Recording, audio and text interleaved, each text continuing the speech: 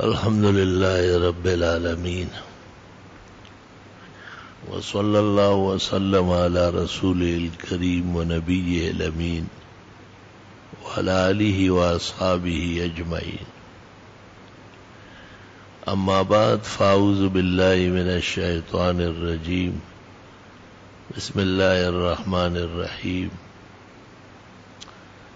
الحج أشهر معلومات فمن فرض فيهن الحج فلا رفث ولا فسوق ولا جدال في الحج وما تفعلوا من خير يعلمه الله وتزودوا فإن خير الزاد التقوى واتقون يا أولي الألباب.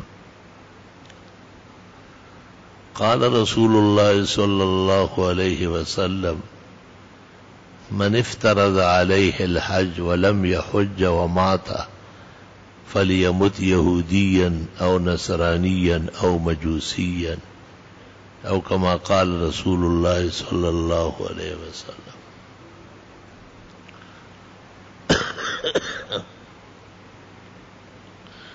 اللہ تعالیٰ کی رضا اور خوشنودی کے باعث میں سے جس طرح پنج بنا ہے، شہادتین ہے، نماز ہے، زکوٰۃ ہے، روزہ ہے، مسلم عاقل بالغ پر،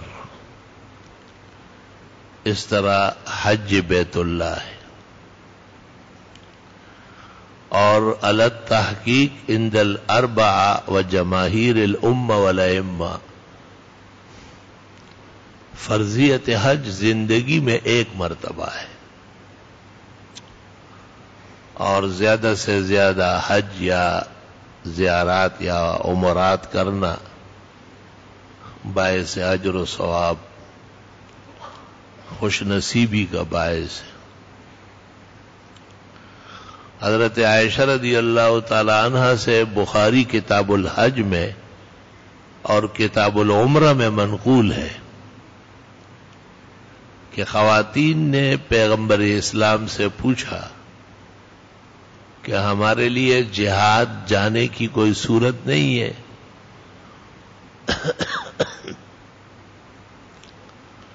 آپ نے فرمایا جہاد کننا الحج، یہ جو حج کرتی ہو یہ بہت بڑا مجاہدہ ہے. خواتین کا تو نکلنا ہو، محرم تلاش کرنا ہو، سفر کرنا ہو، بہت زیادہ حجابات اور نقاب اور پابندیاں ہیں. ام المومنین فرماتی ہے جب سے میں نے نبی سے یہ سنا ہے فلا ادع الحج، کبھی بھی میں حج نہیں چھوڑوں گی. چنانچہ ہر سال بی بی صاحبہ کا حج ہوتا تھا اور ازواج مطہرات امہات المومنین سب ساتھ ہوتی تھی. حضرت عمر کے دور میں حضرت عمر خود قافلہ لے کے جاتے تھے. ایک دفعہ مصروفیت تھی تو حضرت عثمان کو کہا کہ آپ تو داماد بھی ہیں، آپ چلے. اور خیال یہ تھا کہ شاید کچھ دیر ہو رہی یا ام المومنین کا خط آیا حضرت عمر کے نام. حضرت عمر نے عثمان کو کہا میں نے آپ کو نہیں کہا کہ جلدی تیاری کرو، ام المومنین کا خط آیا. مسلمانوں کا ہمیشہ یہ وتیرہ رہا ہے.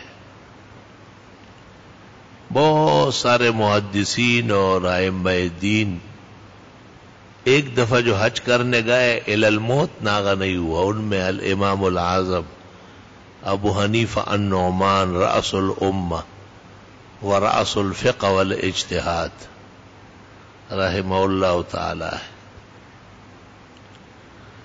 16 سال کی عمر میں حضرت نے اپنے والد کے ہمراہ پہلا حج کیا تھا.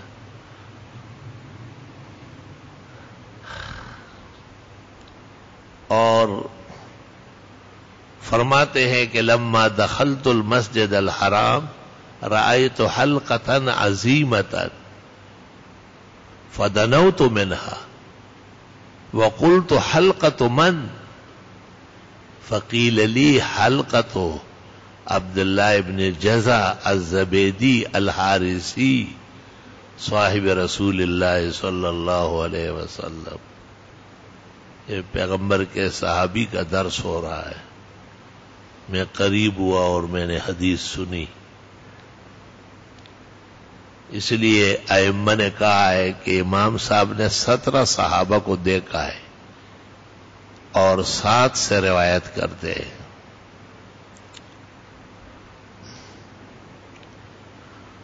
بعضوں نے احتیاطاً لکھا ہے کہ فکان تابعیاً رؤیتاً و تب تابعیاً روایتاً. ابن ابی اوفا نے اس پر مستقل تصنیف کی ہے اور حضرت اقدس امام صاحب کے روایات عن صحابہ اور تابعین جمع فرمائی ہے.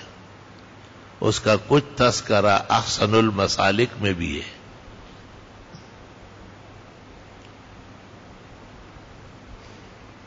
اللہ تعالیٰ نے آپ کا حج ایسا قبول کیا تھا کہ خلیفہ منصور کے جیل میں تھے، اور جب حج کے ایام آئے تو منصور نے سیکرٹری کو کہا ابو حنیفہ کو رہا کر دو، اس کا کوئی حج ناغا نہیں ہے، ہماری وجہ سے کیوں ناغا ہو جائے.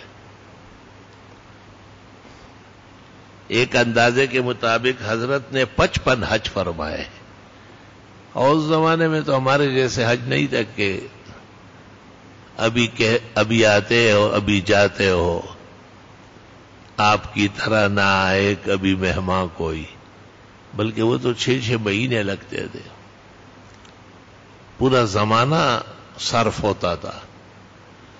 اور سب سے بڑے درس اور حلقے درس کے وہ حج میں ہوتے تھے. امام اعظم اور امام مالک کی گفتگو بھی دوران حج ہوئی ہے. اس لیے علماء کہتے ہیں کہ تمام نمازوں میں مضبوط نماز حنفی کی ہے، کیونکہ انہوں نے صحابہ اور تابعین کو دیکھ کر کے نماز کو ترتیب دیا ہے.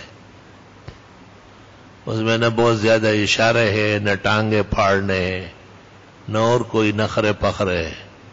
آرام راحت اور سہولت کی نماز ہے. حرمین شریفین میں جماعت کھڑی ہوتی ہے اور آپ کھڑے ہوں گے، آپ کے پاس ایک آ جائے گا، آپ سے پوچھی کم سلیت، کتنی رکعتیں ہوئی، کیونکہ ان کے یہاں نماز میں باتیں ہوتی ہیں. جب آپ جواب نہیں دیں گے تو وہ کہتے حنفی ماشاء اللہ. اس سے اس کو پتہ چلا کہ یہ حنفی ہے، نماز میں نہیں بولتا. تمام نمازوں میں کمی کوتاہی ہے، لیکن اللہ تعالیٰ نے حنفی نماز ہر طرف سے محفوظ مامون اور بہت سارے وجوہات سے کامل و اکمل بنایا ہے. کتاب الصلاۃ جس قدر حنفیہ کی ہے دنیا کے کسی مذہب میں نہیں، جو ہے وہ بھی یہیں سے لیتے رہتے ہیں. ابو زکریا منبجی نے صرف کتاب الصلاۃ پر کئی جلدیں لکھی. بہرحال چونکہ حج ایک دور و دراز کا سفر ہے، چونکہ بقبلہ حاجات شد از دیار بعید، روند خلق بدیدارش از بسی فرسنگ. شیخ سعدی کہتے ہیں کہ دور و دراز کا سفر ہے، اس لیے بڑی تیاری کرنی پڑتی ہے. حج ہوتا ہے 5 دن میں. 8 ذی الحجہ کو حجاج احرام باندھتے ہیں اور منا جاتے ہیں، 5 نمازیں پڑھتے ہیں. اگلی صبح فجر پڑھ کر عرفات روانہ ہوتے ہیں. 9 عرفہ ہے، اور ظہر اور عصر وہاں پڑھ کر مغرب کا وقت داخل ہوتا ہے، لیکن مغرب وہاں پڑھنا منع ہے اور راستے میں بھی پڑھنا منع ہے. آج ادا پڑھنے کی ضرورت نہیں، آج قضا کر کے پڑھنے عبادت ہے. مزدلفہ پہنچ کر پھر مغرب پڑھتے ہیں، اس کے بعد عشاء. یہ 10ویں رات ہو گئی. مزدلفہ کا قیام بھی واجب ہے، بغیر عذر کے ترک پر دم ہے۔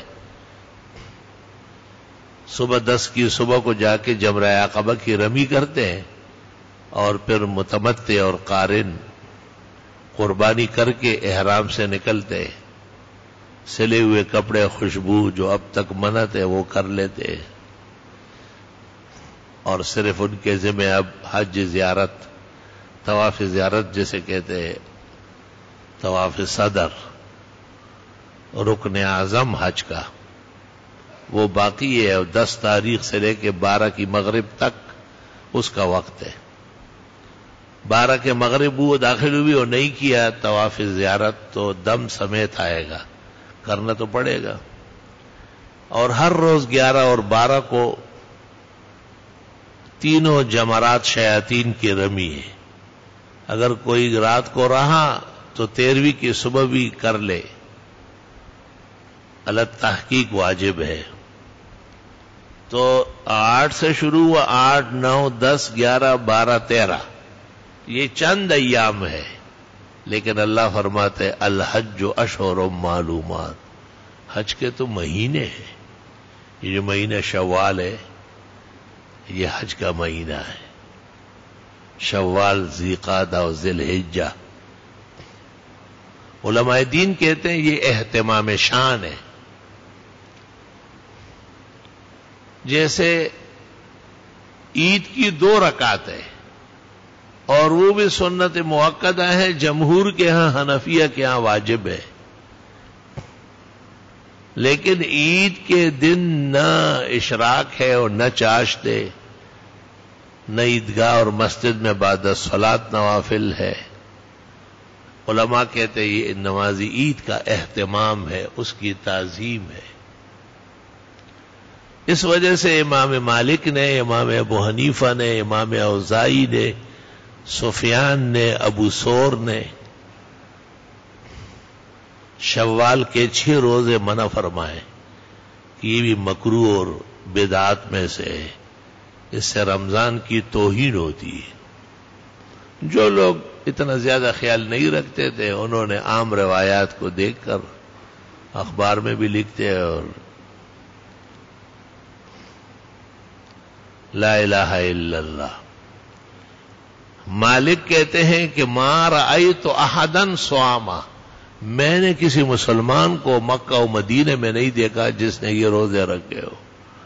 اور ابو حنیفہ کے ہاں والکراہۃ مطلقاً، ایک ایک کر کے رکھے، فاصلہ رکھے، 2 کر کے، 6 اکٹھے، ہر حال میں مکروہ ہے۔ اور امام بخاری سے جب پوچھا گیا کہ آپ نے ستہ شوال کی روایت نہیں کی، کہا سعد بن سعید کو میں اچھی طرح جانتا ہوں، اس کی روایتیں میں کبھی بھی اپنے الجامع الصحیح میں نقل نہیں کرتا۔ خیر تفصیل احسن المقال میں موجود ہے، اہل علم دیکھ سکتے ہیں، یہ تو ایسے مثال دے رہا ہوں کہ رمضان کی تعظیم کے پیش نظر، کیونکہ گزشتہ امتوں میں سے بعض نے اپنے بادشاہ کی صحت کے لیے 2 رکھے، پھر بادشاہ مر گیا اس کے لیے رکھے، پھر بادشاہ نیا بن گیا اس کے لیے رکھے، تو 30 روزے 40 ہو گئے۔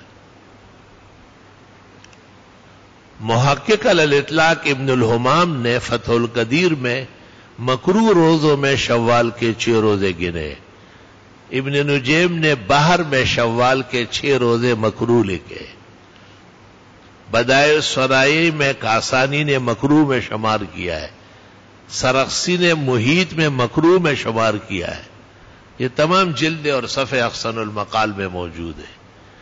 محقق نے کہا کہ میں نے خود ایک صوفی سے سنا ہے کہ وہ کہتا تھا کہ ہماری عید آج نہیں ہے، ہماری عید تو 6 دن کے بعد ہے، جب ہم 6 روزے رکھیں گے۔ تو محقق کہتے ہیں کہ اس لیے محققین نے شوال کے 6 روزے ناپسند فرمائے۔ واہ بھائی واہ، اور یہاں ممبروں پہ بیان ہو رہے اور اخبارات میں اور رسالوں میں لکھتے ہیں، عجب دور دیدم دری پادشاہی کہ للو و پنجو ہمیں شد سپاہی، لا الہ الا اللہ وحدہ لا شریک لہ۔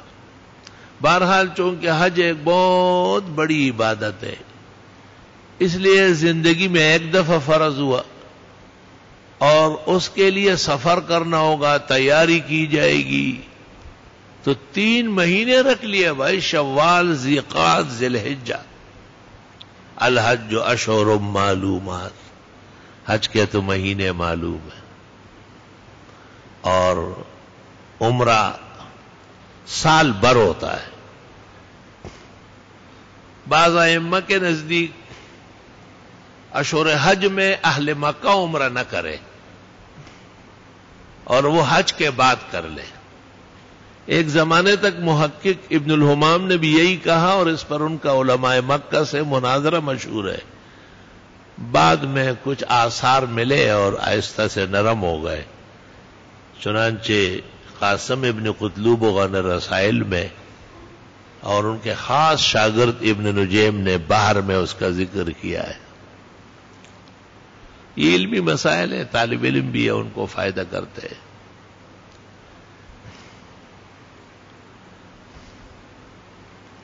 یہ 3 مہینے شوال، ذیقعد، ذی الحجہ، اس میں دیکھو ہمارے یہاں منظوری ہوتی ہے، پھر خط آتا ہے حاجی صاحب کے نام، پھر تاریخ طے ہوتی ہے، پھر ڈاکٹری کچھ تجاویز ہے وہ بھرنی ہوتی ہے، یہاں تک کہ ایک تاریخ طے ہو جاتی ہے کہ اب آپ کی فلائٹ ہے اور آپ حرمین شریفین جا سکتے ہیں۔ اجازت ہو تو آ کر میں بھی ان میں شامل ہو جاؤں، سنا ہے کل تیرے در پر ہجوم عاشقاں ہوگا۔ بڑا عمرہ رمضان میں ہوتا ہے، وہ تفسیر کی وجہ سے ہم نہیں جا سکتے، اور رش بھی بہت ہوتا ہے، ہم فقیر بیمار کہاں کعبہ کو ہاتھ لگا سکتے ہیں۔ اور خواہش تھی اور آرزو تھی کہ ہمیں شوال میں اجازت ملے، اسباق شروع ہونے میں 15-20 دن ہوتے ہیں۔ اللہ تعالیٰ کے خاص فضل سے، احسان سے، مہربانی سے، کرم سے اللہ کا شکر کہاں بندہ ادا کر سکتا ہے۔ آج ہی اطلاع ملی ہے کہ 2 سال کے لیے آپ کو اس طرح کی اجازت ہو گئی ہے، آپ اس میں حج بھی کریں اور شوال میں جائے، اور دیدن دے حج مخد مکہ دا عرفات پڑے رہی سوال ورتکاؤ۔ تو اگر اللہ تعالی نے توفیق دی اور اللہ کی رضا، خوشنودی اور فضل اور مدد شامل حال رہی،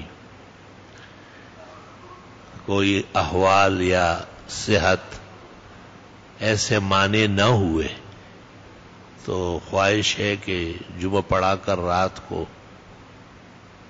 حرمین شریفین پہنچ جاؤ اور اگلے جمعے سے پہلے آ جاؤ، کیونکہ تو پورا زمانہ اجازت ہو گئی الحمدللہ۔ 3 دن مکہ میں اور 3 دن مدینہ میں، جانا مکہ ہو یعنی جدہ یا ریاض، اور آنا مدینہ منورہ سے انشاءاللہ تعالی۔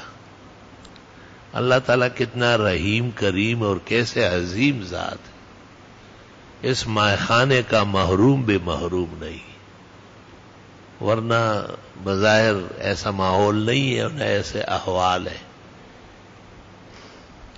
علماء اس لیے کہتے ہیں کہ حج اور عمرے کا تعلق مال و دولت سے نہیں ہے، ورنہ اورنگزیب بادشاہ بہت حج اور عمرے کرتے، شاہ جہان کر لیتے، نور الدین جہانگیر کر لیتے، اکبر تو ایسا ہی تھا، ہمایوں کر لیتا، ظہیر الدین بابر کر لیتا، اس کا باپ شیخ عمر مرزا کر لیتا، نہیں، فیروز تغلق کر لیتا، بلبن کر لیتا۔ وہ 49 بادشاہان جنہوں نے 700 سال ہندوستان پر حکومت کی ہے، شہاب الدین غوری سے شروع ہوئے اور اورنگزیب عالمگیر آخری چشم و چراغ ہے۔ رحمان بابا بھی کہتے ہیں کہ دے یو نورو ہندوستان پہ منور ہو۔ اورنگزیب بادشاہ تو سورج تھا، پورا ہندوستان منور تھا اس سے، لیکن حج نہیں کر سکے. 400 خدام و فقراء اپنے خرچے پر ہر سال بیچتے، اور بمبئی سے جب رخصت کرتے تو فرماتے کہ خواجہ کو سلام کہو کہ اورنگزیب کو ہندوستان کے جیل سے کب آزاد کرنا ہے. زار و قطار روتے تھے. مومن کا جو اخلاص ہے اور اس کی طلب ہے اور ذوق اور شوق ہے وہ آسانی پیدا کر لیتے ہیں. گو منزل حیات بہت دور تھی مگر دیکھا جو میرا عزم تو راستہ سمٹ گیا. در رہے منزل لیلا کے خطرہ ہاست بجان شرط اول قدمہ است کے مجنوں باشی. تو میں نے چاہا کہ جب مجھے خوشی حاصل ہوئی ہے، اچھی خبر ملی ہے، تو آپ کو بھی خوشگوار موڈ میں رخصت کروں. ظاہر ہے حج اور عمرہ یہ ایسی عجیب عبادت ہے کہ اس کے تذکرے سے بھی تسلی ہوتی ہے. ہمارے ہاں ایک شخص تھا، فضل قدیم نام تھا، یہ ناظم جو اپنے ان کے دادا لگتے تھے، وہ بہت زیادہ حج اور عمرے کرتے تھے، اور وہ پورا سال واقعہ سناتے تھے کہ میں چائے پکانے گیا اور دودھ لینے گیا، سارا محلہ جمع رہتا تھا. آپ یقین کر لیں میں جب بھی انہیں خواب میں دیکھتا ہوں تو وہ حج اور عمروں کے قصے سناتے ہیں. لا الہ الا اللہ. ہم بھی ان کے پیچھے طالب علم میں ایک فقیر بیٹھے رہتے تھے، دعا کرتے تھے خدایا وہ دل لائے کہ ہم بھی مدینہ منورہ و مکہ مکرمہ جائے. یا رب کرے وہ دن کہ مدینہ کو جائے ہم، خاکی در رسول کا سرما لگائے ہم. اللہ تعالیٰ نے وہ زمانہ نصیب فرمایا. لہو الشکر والحمد. اور لکھا ہے کہ محدثین نے کہ ایک عبادت جب قبول ہو جاتی ہے تو اس کے بعد توفیق بڑھنے لگتی ہے. یہ جو لوگ رمضان شریف میں بڑے شوق سے نماز پڑھتے ہیں، تراویح پڑھتے ہیں، پتہ نہیں کیا کیا تلاوت کرتے ہیں، لیکن رمضان کے بعد غائب ہو جاتے ہیں، بہت ڈر لگتا ہے کہ یہ تو عبادات رد ہونے کی علامت ہے. ان میں کچھ کو آپ دیکھیں گے تو وہ پختہ نمازی ہو جائیں گے، مسجد آتے جاتے رہیں گے اور بہت خیال رکھیں گے. ایسا معلوم ہوتا ہے کہ یہ قبولیت ہو گئی. امام سفیان ابن عیینہ شافعی کا استاذ ہے، حافظ الحدیث ہے اپنے زمانے کے. وہ کہتے ہیں کہ حج کا معنی یہی ہے، زیارتم بعد زیارت، ایک زیارت کے بعد پھر زیارت کرنا، بار بار آنا جانا. تو دعائے خیر و عافیت کی بھی درخواست ہے. صحت بھی آپ نماز سے اندازہ لگاتے ہیں، آیت بھی اپنے ٹھکانے تک نہیں پہنچا سکتا.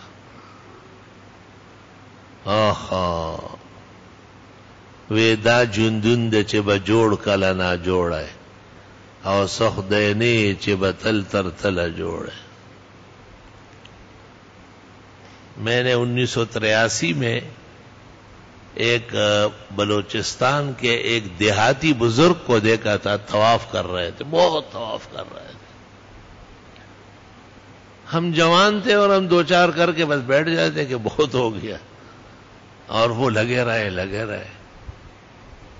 پھر جب وہ طواف ختم کر کے آئے تو میں نے زمزم بھرا ان کے لیے اور اپنے پاس بٹھایا. میں نے کہا حضرت ٹھنڈا زمزم پیے. بہت دیر تک پیتے رہے، پھر دم بخود ہو گئے. پھر مجھ سے مسئلہ پوچھنے لگے کہ ہر طواف کے بعد 2 رکعت ہے. میں نے کہا واجب ہے، یہ بہت مشکل کام ہے. میں نے کہا کتنے طواف کرتے ہیں؟ اس نے کہا 24 گھنٹے میں کم از کم 25 کرتا ہوں، ورنہ 50 کرتا ہوں. اللہ اکبر. عمر پوچھی میں نے تو 113 سال عمر تھی، بالکل ایسے سیدھے تیر کی طرح، اور چہرہ مبارک سے اور جسم کے ہستی سے معلوم ہو رہا تھا کہ دوسری صدی شروع ہے۔ فرمایا کہ میں ہر سال آتا ہوں، جب سے میری عمر 100 سال ہو گئی تو میری حج کی قبولیت ہو گئی، اور ہر سال اس ارادے اور دعا کے ساتھ آتا ہوں کہ یہ زمین مجھے قبول کر لے، لیکن رو رہے تھے بہت زیادہ کہ بس اب تو دن پورے ہو گئے اور 2-3 دن میں میری روانگی۔ اس زمانے میں زیادہ لوگ سمندری جہاز سے آتے جاتے تھے۔ کہا میری یہ مٹی جو ہے وہ اس قابل نہیں ہے کہ مکہ و مدینہ میں دفن ہو جائے۔ ہاں ہاں، کیسے کیسے اذواق اور شوق ہے۔ لا الہ الا اللہ وحدہ لا شریک لہ، لہ الملک و لہ الحمد وعلی کل شیء قدیر۔ علماء کہتے ہیں کہ ایک دعا بالاسباب ہے، آپ کے پاس سرمایہ ہے، آپ کی جائیداد ہے، آپ کی بڑی تنخواہ ہے، آپ کے پاس آمدات ہے، تو آپ کام کر سکتے ہیں، اس کو کہتے تحت الاسباب دعا ہے۔ متوکلین اس دعا کو کمزور کہتے ہیں۔ اور ایک مافوق الاسباب ہے، طالب علم دعا کرتے ہیں۔ طالب علم غریبوں کے پاس کیا ہوتا ہے؟ خالی سفر، اپنی جوانی، دین کی سچی طلب، علم اور علوم اور فنون کا شوق، یہ کاملین کی دعا ہے۔ کچھ بھی نہیں ہے، یا اللہ تو ہے۔ وہ کہتے ہیں نا جو بہت زیادہ پرہیز کرتا ہے وہ بد پرہیز سے پہلے مر جاتا ہے، کیونکہ وہ کہتے ہیں جی میں نے کیا کرنا ہے، میں تو کچھ کھاتا پیتا نہیں ہوں، ہر چیز سے میرا پرہیز ہے، میں تو رہوں گا۔ تو دیکھو اعتماد اپنے کام پر رہا، اور وہ جو بد پرہیز ہے وہ کہتے ہیں اللہ خیر کرے، میں نے تو کبھی پرہیز نہیں کیا ہے۔ توکل علی اللہ۔ میں اس لیے یہ باتیں کرتا ہوں کہ لوگ خوب دعائیں مانگے حرمین شریفین جانے کی۔ ہمارے ڈاکٹر عبدالصمد صاحب حج سے آئے، میں نے مبارکباد دی، فرمایا دعاؤں کہیجی چھ خدا پاک مبیا بوزی۔ دیکھیں کیسے عجیب بات ہے، یہ دعا فرمائے کہ اللہ پھر لے جائے مجھے۔ تو وہاں سے کوئی مومن سیر نہیں ہوتا، ہمیشہ اشتیاق رہتا ہے۔ اس لیے امام اعظم ابو حنیفہ نے باہر کے لوگوں کو کہا کہ وہاں مستقل نہ رہا کرو، یہ جتنے ٹھہرے ہوئے ہیں تھے یہ سارے جو ہے یار ریالات کے طلبگار ہیں، یا ان کا دماغ خراب ہے۔ حنفی مذہب میں تو حرمین میں مستقل مجاورت منع ہے۔ وجہ یہ بتاتے ہیں کہ دل سخت ہوتا ہے۔ ہم نے پاکستان کے لوگوں کو دیکھا ہے نماز نہیں پڑھتے، وہاں ٹھہرے ہوئے ہیں، اور اس قدر ریال کے طلبگار ہے۔ اللہ تعالیٰ ایسی بھوک کسی پر مسلط نہ کرے۔ ہمیں کہتے ہیں کہ آپ مدرسے کے لیے یا ملاقاتیں کریں، میں نے کہا ہمارا مدرسہ پاکستان کراچی میں ہے، میں ممبر اور محراب کا آدمی ہوں، میرے بیان اور دعا سے اللہ اسے چلاتے ہیں، میں یہاں ان کاموں کے لیے نہیں آتا ہوں۔ سارا جہان سے احاطہ کرنا بدعقلی ہے، پائی پائی کا حساب دینا پڑے گا۔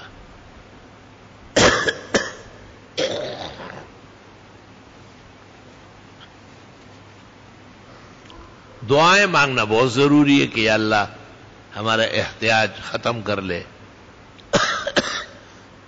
کیونکہ ہم ایسے ملک میں ہیں کہ جس میں اور کوئی صلاحیت تو نہیں ہے، لیکن علماء اور دینداروں مسجد اور مدرسوں کے خلاف آئے دن غلط سلط سوچ میں مبتلا ہوتے ہیں۔ اللہ تعالیٰ انہیں کبھی بھی ہمت نہ دے اور طاقت نہ دے کہ ہمارے شاعر کو اور ہمارے تسلسل روایات کو نقصان پہنچائے۔ یہ ہمارے ذاتی چیزیں نہیں ہیں، یہ اللہ کے دین کے قلعے ہیں۔ وَأَنَّ الْمَسَاجِدَ لِلَّهِ فَلَا تَدْعُوا مَعَ اللَّهِ أَحَدًا۔ اللہ تعالیٰ اس کا حافظ، ناصر، معین اور مددگار ہے۔ دعاؤں کی ضرورت بہت زیادہ ہے۔ میری طبیعت بھی مسلسل خراب رہتی ہے، رمضان شریف میں بھی کچھ پریشان رہا، اگرچہ کام سارے ہوتے رہے، تفسیر بھی الحمدللہ اپنے وقت پر ہو گئی، روزے بھی سب پورے ہو گئے، تراویح بھی کوئی ناغہ نہیں ہوا، اعتکاف کی سعادت بھی اللہ نے نصیب فرمائی۔ جب سے مسجد میں آنے لگا ہوں اور امامت شروع کی، اس وقت سے لے کے آج تک 1 سال بھی اعتکاف ناغہ نہیں ہوا ہے۔ امید ہے کہ الی الموت اللہ تعالی نصیب فرمائے۔ اور پھر حرمین شریفین کا شوق اور ذوق اور تڑپ اور طلب، وہ زیادہ وقت نہیں ہے، داخلے ہو رہے ہیں، اسباق شروع ہو رہے ہیں، اساتذہ اکٹھے ہو رہے ہیں، دور دراز سے طلباء تشریف لا رہے ہیں۔ اللہ ان کے راستے ہموار فرمائے، اللہ ان کے دشمنوں کو دوست بنائے اور ان کے دوستوں کو اور فنا فی الدین بنائے۔ پھر بھی اللہ تعالی حاضری نصیب فرمائے۔ الحمدللہ رب العالمین۔ اللہم صلی وسلم علی عبدک ورسولک ونبیک ونجیک محمد احمد وعلی آلہ واصحابہ وبارک وسلم علیہ۔ ربنا آتنا فی الدنیا حسنہ وفی الآخرۃ حسنہ وقنا عذاب النار۔ اللہم انا نسألک العفو والعافیہ فی الدنیا والآخرہ۔ اللہم انا نسألک ثواب الشاکرین ونزل المقربین ومرافقۃ النبیین ویقین الصدیقین واخبات المؤمنین وشفاعۃ النبیین۔ اللہم اہدنا بالہدی ونقنا بالتقوی واغفر لنا فی الآخرۃ والأولی۔ اللہم انا نعوذ بک من عقابک وفتنۃ عبادک وشر بلادک۔ اللہم ارحم عبادک وبلادک عما یوجب مقتک وغضبک۔ اللہم ول امورنا خیارنا ولا تول امورنا شرارنا وارزقنا حکومتا صالحة عادلة التي ترعى عبادك وبلادك عما يوجب مقتك وغضبك۔ اللهم إنا نسألك الصحة والعفة والأمانة وحسن الخلق والرضا بالقدر۔ اللهم اشفنا يا شافي يا كافي يا عافي يا معافي۔ اللهم إنا نعوذ بك من جهد البلاء ودرك الشقاء وسوء القضاء وشماتة الأعداء۔ اللهم أرنا الحق حقا وارزقنا اتباعه وارنا الباطل باطلا وارزقنا اجتنابه۔ اللهم نور قلوبنا بنور الإيمان واشرح صدورنا للسنة والفقه والقرآن۔ یا اللہ یا رحمان یا عزیز یا غفار یا حنان یا منان، فاللہ خیر حافظ وارحم الراحمین۔ ما شاء اللہ لا قوة الا باللہ۔ سبحان ربک رب العزت عما یصفون وسلام علی المرسلین والحمد للہ رب العالمین، وصلی اللہ تعالی علی خیر خلقہ۔